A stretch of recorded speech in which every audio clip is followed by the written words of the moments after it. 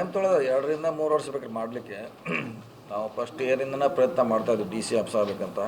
ಆದರೆ ಈ ಸಾರಿ 3 ಪಾರ್ಟಲ್ಲಿ 1 ಪಾರ್ಟ್ ಮಾತ್ರ ಕೊಟ್ಟಿದ್ದಾರೆ. ಸೊ ಅದು ಮುಗಿಲಿಕ್ಕೆ 2 ರಿಂದ 3 ವರ್ಷ ಬೇಕು.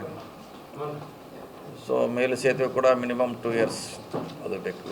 ಈ ಮಳೆಗಾಲ ನಂತರ ಕೆಲಸ ಪ್ರಾರಂಭ ಆದರೂ ಕೂಡ 2 ವರ್ಷ ಬೇಕು ಕನಿಷ್ಠ. ಸೊ ಪ್ಲ್ಯಾನ್ ಇದೆ. ಈಗಾಗಲೇ ಸ್ಮಾರ್ಟ್ ಸಿಟಿ ಕೆಲವು ಈಗಾಗಲೇ 1 by 1 ಮುಗಿತಾ ಇದ್ದಾರೆ ಸ್ಮಾರ್ಟ್ ಸಿಟಿದವರು. ಸೊ ಈಗ ಮೇಜರ್ ಇರೋದ್ರೆ 2 ಡಿ ಸಿ ಆಫೀಸು ಪ್ಲಸ್ ಕಣಬರ್ಗಿದು ಇನ್ನೂ ಟೆಂಡರ್ ಆಗ್ತಾನೆ. ನಾಲ್ಕನೇ ಸಾರಿ ಕೂಡ ಮತ್ತೆ ರೀಕಾಲ್ ಆಗ್ತಾಯಿದೆ ಮೋಸ್ಟ್ಲಿ ಇರೋದು 4 times. ಸೊ ಮುಂದೆ ಹೋಗ್ತಾನೆ ಇದೆ ಅದು ಬಂದರೆ ಡೆವಲಪ್ ಆಗ್ತಿರೋದು.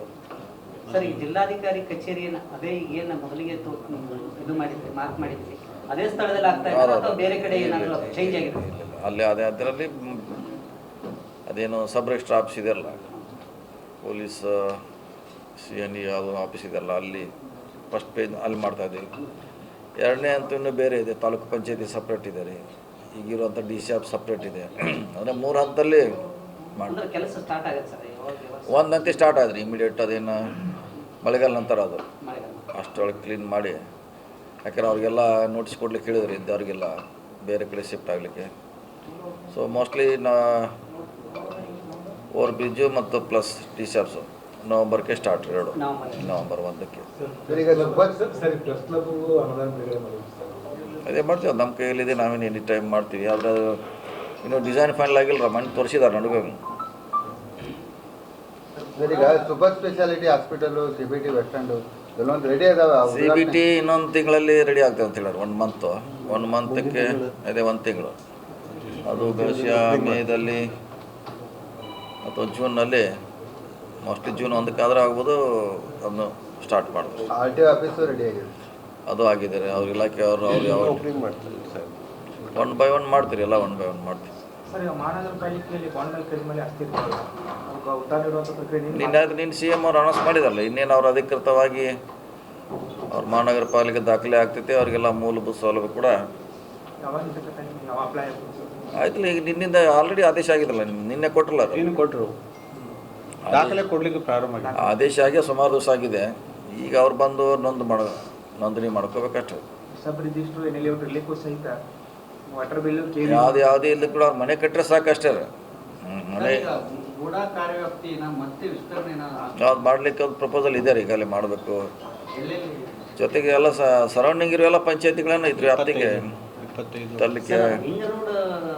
ತಾವೆಲ್ಲ ಮನವೊಲಿಸಿದ್ರಿ ರೈತರನ್ನ, ಜೊತೆಗೆ ಭಾಳಷ್ಟು ಪ್ರೊಸೀಜರ್ ಆಗಿತ್ತು. ಜೊತೆಗೆ ಏನಾದರೂ ಈ ಪ್ರೊಸೀಜರ್ ಇದೆನಾ ಅಥವಾ ಯಾವುದೇ ಈ ರಿಂಗ್ ರೋಡ್?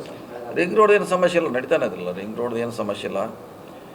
ಅದು ಡಿಲೇ ಆಗಿದೆ, ಆದರೆ ಮಾಡೇ ಮಾಡ್ತಾರೆ. ಹಲಗಾಮಚ್ಚೆ ಬೈಪಾಸು ಮುಗಿಯೋ ಹಂತದಲ್ಲಿದೆ.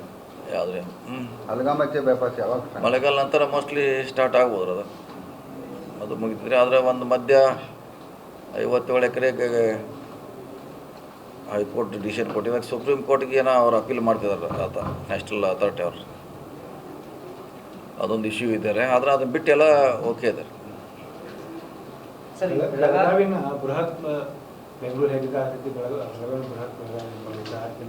ಮಾಡಲಿಕ್ಕೆ ಟೈಮ್ ತೊಗೊಳೋದಲ್ಲ ಅದು. ಬೆಂಗಳೂರು ಬೆಳೀಲಿಕ್ಕೆ ಅದಕ್ಕೆ 100 ವರ್ಷ 300 ಇಯರ್ ಇತಿಹಾಸ ಇದೆ. ಅವಾಗಿಂದ ಬೆಳೀತಾ ಇದೆ ಇರೋದು. ಈಗ ನಮ್ಮದು ಸ್ಟಾರ್ಟ್ ಆಗಿದ್ದು 13ರಲ್ಲಿ, ಹಿಂದೆ ಸಿದ್ದರಾಮಯ್ಯ ಸರ್ಕಾರ ಬಂದ್ಮ್ಯಾಗ ಸ್ಟಾರ್ಟ್ ಆಗಿದೆ. ಆಲ್ಮೋಸ್ಟ್ ಒಂದು 12 ವರ್ಷ ಆಯ್ತು ನಮ್ಮದು. ಇನ್ನೂ ಕನಿಷ್ಠ 10 ವರ್ಷ ಏರ್ಪೋರ್ಟ್ ಎಕ್ಸ್ಟೆಂಡ್ ಆಗಬೇಕು, ರೈಲ್ವೆಗಳು ಜಾಸ್ತಿ ಆಗಬೇಕು ರೀ. ಸೊ ಇನ್ನೂ ರಸ್ತೆಗಳು ಕೆಲವು ಆಗಬೇಕು. ಇಂಡಸ್ಟ್ರಿಗಳು ಭಾಳ ಜಾಸ್ತಿ ಬರಬೇಕು. ಇಂಡಸ್ಟ್ರಿ ಒಂದು ಸಭೆ ಮಾಡ್ತಾರೆ, ಯಾಕಂದರೆ ಲ್ಯಾಂಡ್ ಇಲ್ಲ ನಮಗೆ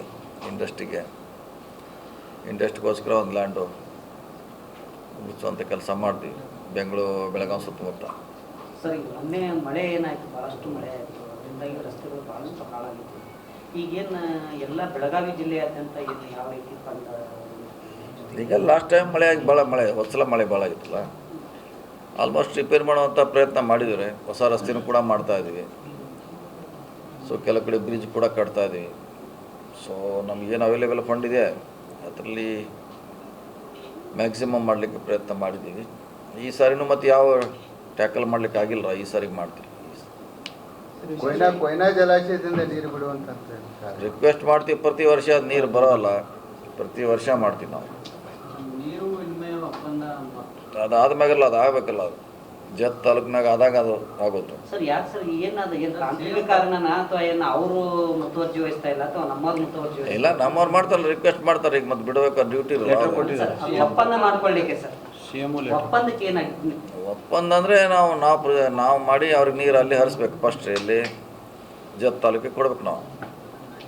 ನಾವು ಎಷ್ಟು ಕೊಡ್ತೀವಿ ನೀರು, ಅವ್ರು ಬೇಸಿಗೆಯಲ್ಲಿ ಕೊಡೋರು. ಅದಿನ್ನೂ ಆಗಬೇಕು, ಯೋಜನೆ ಆಗ್ಬೇಕು ರೀ. ಸರ್ಕಾರದಲ್ಲಿ ಇನ್ನೂ ಮಾತುಕತೆ ಪ್ರಾರಂಭ ಆಗಿಲ್ಲ, ಆಗಬೇಕದು. ಪ್ರಾರಂಭ ಆಗಿ ಎರಡು ಸರ್ಕಾರ ಒಪ್ಪಿ ನಮ್ಮದು ಇವೆಲ್ಲ ಟೆಂಡರ್ ಕರೆದು ನೀರು ಹರಿಸಿದ ಮ್ಯಾಗೆ ಅವರ ಬಿಡ್ಲಿಕ್ಕೆ ಪ್ರಾರಂಭ ಮಾಡೋರು. ಸರ್, ಈಗ ಹಿಂದೆ ಬಿಜೆಪಿ ಸರ್ಕಾರದಲ್ಲಿದ್ದಾಗ ಹಿಜಾಬ್ ವಿವಾದ ಆಯಿತು, ಈಗ ಜನಿವಾರ ವಿವಾದ ದಾಟಾಗಿತ್ತು. ವಿವಾದ ಅಲ್ಲ, ಅದೇನು ಅದು ಆಕ್ಸಿಡೆಂಟ್, ಅದೇನು ವಿವಾದ, ಅದಕ್ಕೆ ಬೇರೆ, ಅದು ಬೇರೆ, ಈ ವಿಷಯ ಬೇರೆ. ಅದು ಆಕಸ್ಮಿಕ ಆಗಿರುವಂಥ ಒಂದು ವಿಚಾರ ಅದು. ಸೊ ಅದಕ್ಕೂ ಇದಕ್ಕೂ ಹೋಲಿಕೆ ಮಾಡಲಿಕ್ಕಾಗಲ್ಲ. ದೊಡ್ಡ ಪ್ರಮಾಣದಲ್ಲಿ ಅವ್ರು ಮಾಡೋಲ್ಲ, ಮತ್ತು ಕೆಲಸ ಏನ್ರಿ? ಈಗ ಶಾಸಕರು ಬಂದಿರೋ ಕರ್ಕೊಂಡು ಎಲ್ಲರೂ ಎಲೆಕ್ಷನ್ ಮಧ್ಯಪ್ರದೇಶ ಎಲೆಕ್ಷನ್ ಅಂತ ಏನೋ ಶಿಕ್ಷಣ ಬೇಕು, ಶಾಲೆ ಬೇಕು ಅಂತ ಸ್ಟ್ರೈಕ್ ಮಾಡೋಲ್ಲ ಅವ್ರು. ಆಸ್ಪತ್ರೆ ಅಂತ ಇಲ್ಲ,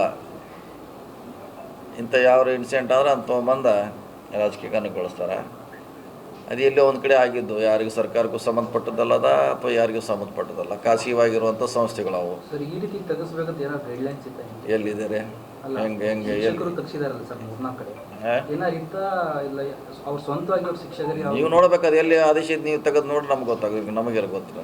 ಅದೇ ಅಂದ್ರೆ ಅವ್ರಿಗೆ ಸಮಾಜಕ್ಕೆ ನೋವಾಗಿದೆ, ಅವ್ರ ಮೇಲೆ ಆಕ್ಷನ್ ಆಗ್ಬೇಕು ಅನ್ನುವಂಥದ್ದು. ಕರೆಕ್ಟ್, ಅವ್ರ ಮ್ಯಾಗ ಆಗ್ಬೇಕಿಲ್ಲ, ಸರ್ಕಾರಕ್ಕೆ ಏನು ಸಂಬಂಧ ನಾವು ಕೇಳೋದು. ಓಕೆ, ಅವ್ರ ಮ್ಯಾಗ ಆಗೈತಿ, ಅವ್ರ ಮ್ಯಾಗ ಆಗಲೇಬೇಕು. ಯಾರು ಮಾಡಿದಾರ, ಬಿಜೆಪಿ ರಾಜಕಾರಣ ಮಾಡ್ತಾರೆ, ಯಾರು ಮಾಡಿದಾರ ಅವ್ರಿಗೆ ಪನಿಷ್ಮೆಂಟ್ ಆಗಲೇಬೇಕು, ಅದ್ರಾಗೇನು ಪ್ರಶ್ನೆ ಇಲ್ಲ. ಆದರೆ ಸುಮ್ಮನೆ ಅದು ಅನಾವಶ್ಯಕ ಇಷ್ಟು ದೊಡ್ಡದಾಗಿ ಮಾಡೋಂಥದ್ದು, ಅದ್ರಾಗ ಇವ್ರು ಕರ್ಕೊಂಡು ಅವ್ರನ್ನ ಅಡ್ಡಾಡೋದು ಬಿಜೆಪಿ ರಾಜಕಾರಣ ಸ್ಟಾರ್ಟ್ ಮಾಡಿದ್ದಾರೆ. ಮಾಡಿದಲ್ಲ. ಮತ್ತು ಇವ್ರು ಶಾಸಕರು ಬಂದು ಅವರೇ ನೇತೃತ್ವ ವಹಿಸಿರಲ್ಲ, ಬೇರೆ ಯಾರಿಗಾರ ಅನ್ಯಾಯ ಆದಾಗ ಬರೋದಿಲ್ಲ ಶಾಸಕರು. ಬೇರೆ ಭಾಳಷ್ಟು ಆಗ್ತಾರಲ್ಲ, ಅನ್ಯಾಯ ಆಗ್ತಾವೆ ಜಿಲ್ಲೆಯಲ್ಲಿ, ಅವಾಗ ಬರೋಲ್ಲ. ಈ ಥರ ಎಲ್ಲರಿಗೂ ಒಂದೇ ಥರ ಮಾಡಬೇಕು ಅವ್ರು ಶಾಸಕರು ಬಂದು. ಸರ್ಕಾರನೇ ಈ ರೀತಿ ಮಾಡ್ತಾ ಇದೆ ಅನ್ನುವಂಥದ್ದು ಆರೋಪ. ಅದೇನು ಸರ್ಕಾರನೇ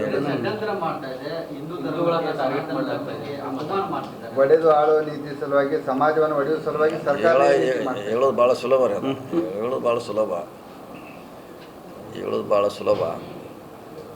ಸರ್ಕಾರ ಯಾವುದೇ ಸರ್ಕಾರ ಇದ್ರೂ ಕೂಡ ಹಂಗೆ ಅವ್ರ ಸರ್ಕಾರ ಮಾಡ್ತಿರ್ಬೇಕು, ನಮ್ಮ ಸರ್ಕಾರ ಹಂಗೆ ಮಾಡ್ಲಿಕ್ಕಾಗೋಲ್ಲ. ಅವ್ರು ಯಾರೋ ಒಂದು ಖಾಸಗಿ ಶಿಕ್ಷಣ ಸಂಸ್ಥೆಯಲ್ಲಿ PUನೋ ಅಥವಾ ಯಾರೋ ಹೋಮ್ ಗಾರ್ಡ್ ಯಾರೋ ಮಾಡಿದ್ದದು, ಅದೇನು ಸರ್ಕಾರಕ್ಕೇನು ಗೊತ್ತಿತ್ತ? ಪ್ರಮಾಣ ಆಲ್ರೆಡಿ ಆ್ಯಕ್ಷನ್ ತೊಗೊಳೋರ್ಥ ಸಂಬಂಧಪಟ್ಟವ್ರು ತೊಗೊಂಡಾರ, ಮುಗೀತು ಇದು ಅಷ್ಟೇ. DCC ಬ್ಯಾಂಕ್ ಚುನಾವಣೆಗೆ